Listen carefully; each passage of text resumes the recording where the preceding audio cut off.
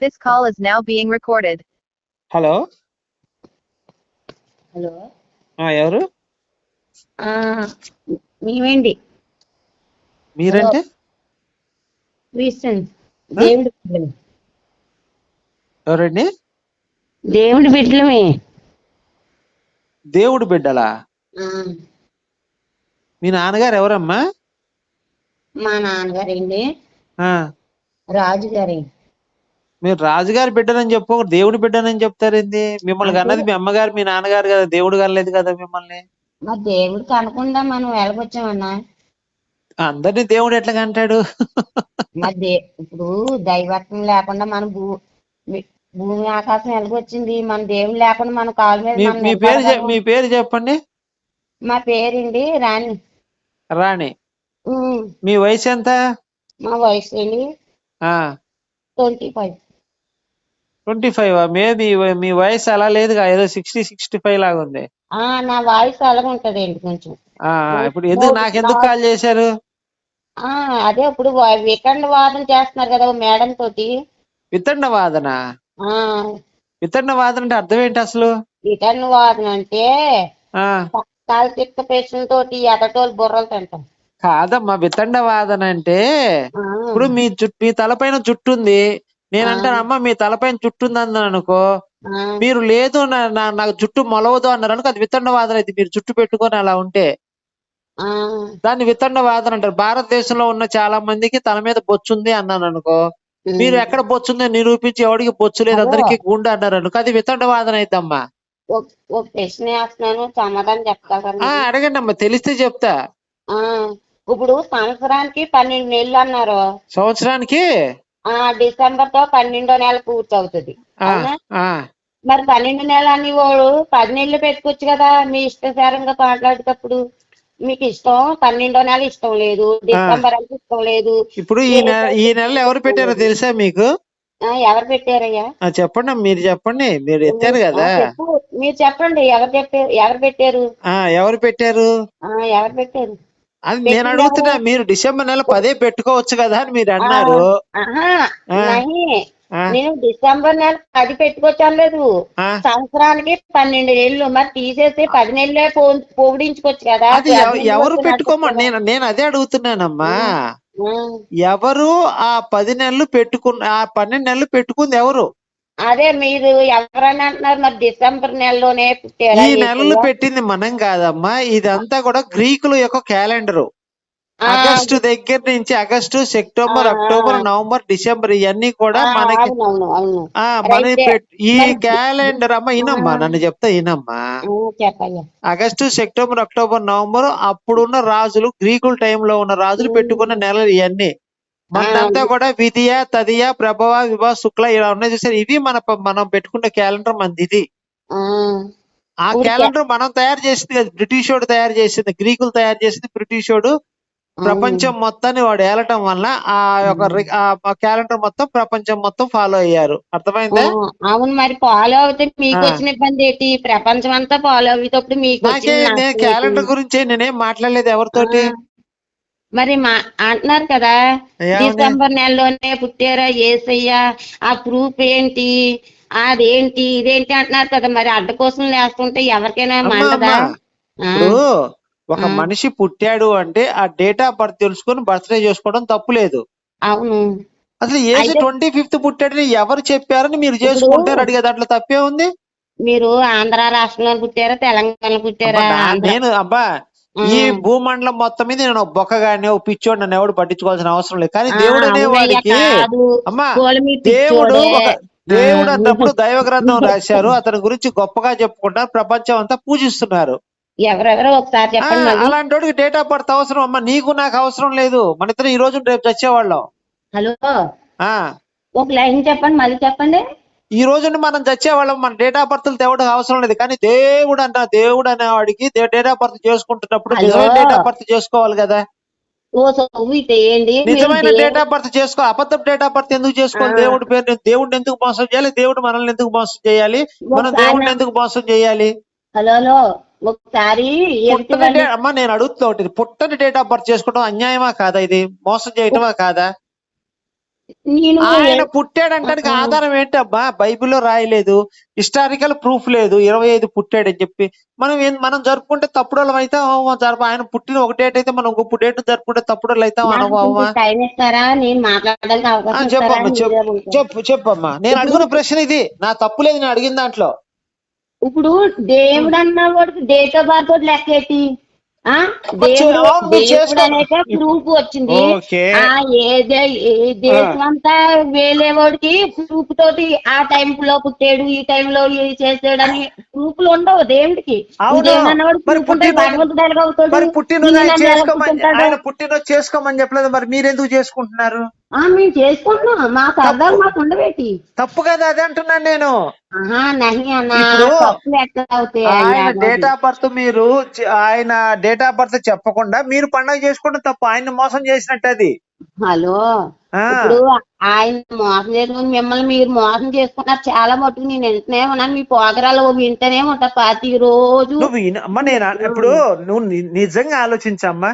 ఇప్పుడు మీ వారు ఉన్నారు, లేదా మీ అబ్బాయి ఉన్నారు, మీ పిల్లలు ఉన్నారు, వాళ్ళు నిజంగా డేట్ ఆఫ్ బర్త్ ఏ రోజు తెలుసుకుని ఆ రోజు చేసుకుంటారా, లేదో ఏదో గాల్లో ఏదో పుట్టాడు అని చెప్పి ఆ డేట్ ఆఫ్ బర్త్ చేసుకుంటారా? మీరు నిజంగా చెప్పండి. మీరు ఏమన్నారో మానవులకి సహజం కాదు పుట్టింది, లెక్కలేదు, మనము అంత పట్టించుకోము అంటారు. అదే చెప్తున్నా, మానవులకే మనం అసలు కరెక్ట్ గా జరుపుకుంటుంటే దేవుడిది ఇంకెంత కరెక్ట్ గా జరుపుకోవాలని నా కాన్సెప్ట్.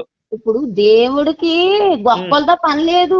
ఇప్పుడు భగవంతుడు మనం మీరు చేసుకుంటే నిజమైన పండగ అబద్ధ పండగ? నాకు ఒక సమాధానం. మీరు చేసుకున్న నిజమైన పండగ అబద్ధమైన పండగ? అది నిజమైన పండగ. ఆయన డేట్ ఆఫ్ బర్త్ తోటి ఉంది, December 38 అన్నారు, 26 పుట్టారు. ఆయన శుక్రవారమే పుట్టారు.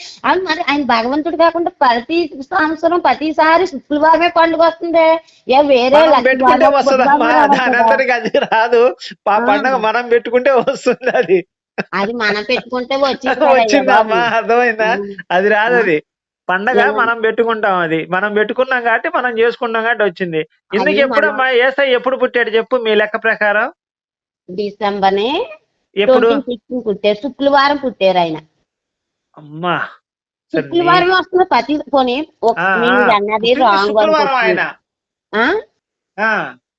మీరు అన్నది రాంగ్ అనుకోవచ్చు. శుక్రవారమే వస్తుంది, ఒక సంవత్సరం అయితే శుక్రవారం వస్తుంది, ప్రతి సంవత్సరం శుక్రవారమే వస్తుంది. చెప్పండి, దానికి సమాధానం ఆన్సర్ ఇవ్వండి. నా సమాధానం కొన్ని ఒక సంవత్సరం శుక్రవారం వస్తుంది, వచ్చే సంవత్సరం ఏ బుధవారం రావచ్చు కదా, ఏ గురువారం రావచ్చు కదా. అసలు నా క్వశ్చన్ ఉదయం పెట్టిన ఆడియో మీరు విన్నారు, నా క్వశ్చన్ మీకు అర్థం కాలేదు. ఫస్ట్ ఆఫ్ ఆల్ ఇప్పుడు మీ లెక్క ప్రకారం యేసు ప్రభు ఎప్పుడు పుట్టాడని మీరు ఎప్పుడు పండుగ చేసుకుంటున్నారు చెప్పండి? మేము డిసెంబర్ నెలలో. ఎప్పుడు? డిసెంబర్ నెల అంతా మాకు పండుగ. అదే ఏ తేదీ అసలు? అవునమ్మా, నేనేం కాదలేదు. ఆ తేదీ చెప్పు, చాలా బాగుంటది. ఆ తేదీ చెప్పు, ఆ తేదీ ఎప్పుడు, ఏ రోజు? 26 మాట్లాడతారు. 26 బాగా బాగుంటది, చాలా బాగుంటది. December 26 మీరు యేసు పుట్టాడని నమ్ముతున్నారు అంతేనా? నమ్మేమేండి, నమ్ముతున్నాం. నమ్మేం కాదు, నమ్మే. నేనైతే పూర్తిగా నమ్మే. December 26 మీరు చేసుకుంటున్నారు అందరూ, ప్రపంచం అంతా పుట్టినరోజు ఆయన. December 26 కన్ఫామ్ అది? అవును. మీకేంటి ఇబ్బంది? మీకు వచ్చిన ఇబ్బంది ఏంటి? నాకు అర్థం కాక అడుగుతాను. మీకు వచ్చిన ఇబ్బంది ఏంటి? మీతో ఏం మాట్లాడాలి కూడా నాకు కాదమ్మా, ఒక్క నిమిషం అమ్మా, మీతో ఏం మాట్లాడాలో కూడా నాకు అర్థం కావట్లేదమ్మా. అందరూ చేసుకునేది 26 కాదమ్మా, December 25వ తారీఖు ప్రపంచం మొత్తం యేసు పుట్టాడని నమ్మేది. మీ యేసు పుట్టిన డేట్ నీకు తెలియదు, నాకు ఫోన్ చేసి నాతో ఏం మాట్లాడతావమ్మా? నువ్వు చెప్పు, నీకేం సబ్జెక్ట్ మాట్లాడాలి? మీరు వాదింటున్నారు. తీసుకొచ్చి పుట్టాడని చెప్పి ఊరంతా సంబరం చేసుకుంటే ఎంత మటు కరెక్ట్ అమ్మా? అది పుట్టలేదా? మీరు పుట్టలేదంటే ఇప్పుడు మీరు ఆత్మ లేకపోతే ఏమైనా బ్రాతాత్మ? కాదమ్మా, మరి ఆధారం ఏది? ఆయన పుట్టాడు 26 పుట్టాడంటే ఆధారం ఏది? కాదమ్మా, ఆయన 25వ తారీఖు పుట్టాడంటే ఆధారం ఏంటి? హిస్టారికల్ ప్రూఫ్ ఉందా? బైబిల్లో రాసిందా? మీరు ఎలా చేసుకుంటారు ఆ పండగ? లేదు, బైబిల్లోనే ఉంది. బైబిల్లో మీరు ఇప్పుడు మనసు నెమ్మదిగా పెట్టుకొని శాంతంగా, నా కోపం ఎవరి మీద కోపం పెట్టుకుని మీ మీద మీరే కోపం పడుతున్నారు, నాకు అర్థమైంది. నా మీద నా కోపం ఎందుకు? బైబిల్ కొంచెం నిమ్మలంగా చదవండి.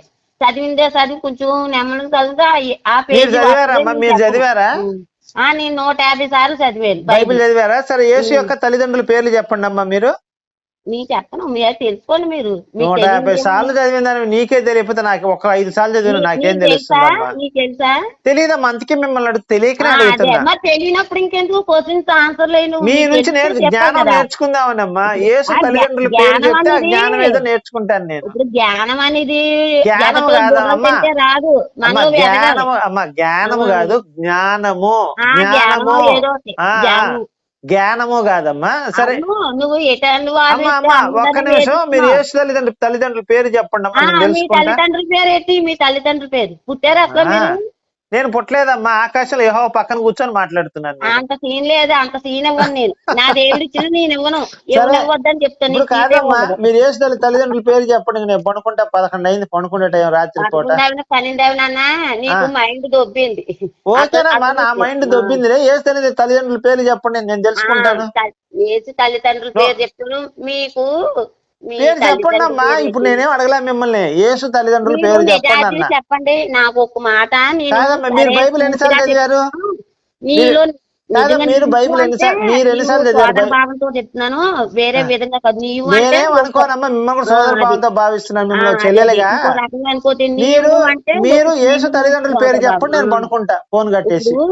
ఆలకించండి, ఒక 10 నిమిషాలు, ఓ 2 నిమిషాలు టైం ఇవ్వండి. అమ్మా, యేసు తల్లిదండ్రుల పేరు చెప్పండి అమ్మా, నేను పనుకుంటాను. తల్లిదండ్రుల పేరు చెప్పండి. మీరు సరిగా ఎక్కడ ఉంటారు? ఆంధ్రాలో, తెలంగాణలో, ఏ దిశలో ఉంటారు? అమ్మా, నాకు ఏ జన్మ అంటూ లేదు, నాకు ఆది లేదు, అంతము లేదు, తెలుసా నీకు? దేవుణ్ణి. నువ్వు దేవుడు? నేను అంత సీన్ లేదు. మరి యేసు తల్లిదండ్రుల పేరు చెప్పు, నేను పనుకుంటాను పోయి. ఇప్పుడు పేరు చెప్తే పాతాళంలో తొక్కేస్తాను నేను. అంటే ఏలాకోలం కదయ్యా బాబు, ఒకసారి తెలుసుకో. కళ్ళు తెరుసుకో. నేను అడిగిన ప్రశ్న ఏంది?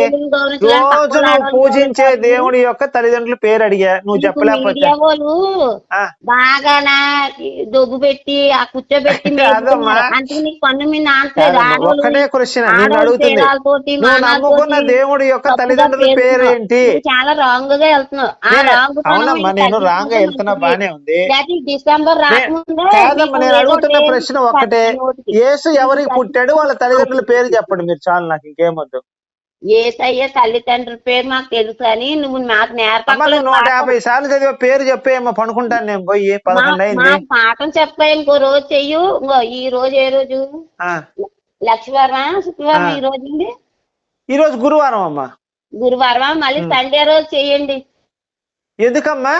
సండే రోజు నేను చెప్తాను మీకు. ఇప్పుడు ఈ రోజు ముహూర్తం బాగాలేదమ్మా, మరి ముహూర్తాలతో పని లేదు మాకు. యమగండం ఏమైనా నడుస్తుందా, రాహుకాలం నడుస్తుందా మీరు ఏ తల్లిదండ్రుల పేరు చెప్పడానికి? అలాంటి నేను అసలు లెక్క పెట్టనయ్యా బాబు. లెక్క పెట్టినప్పుడు ఏ తల్లిదండ్రుల పేరు చెప్పొచ్చు కదా మీరు?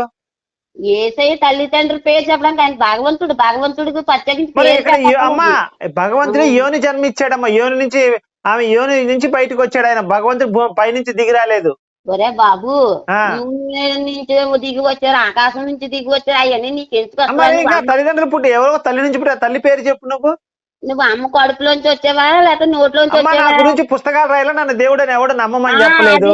నిన్ను ఎవరు లెక్క ఇప్పుడు యేసు దేవుడు, యేసు నమ్మండి అని చెప్పి పుస్తకాలు రాశారు కదా, వాళ్ళ తల్లిదండ్రుల పేరు చెప్పాలి. నీటి గూడగా ఉంటుంది చూసారా? మరి యేసు 33 ఏళ్ళకే చచ్చాడు కదమ్మా. నీటి గూడగా యేసు మరి 33 ఏళ్ళకే చచ్చాడుగా.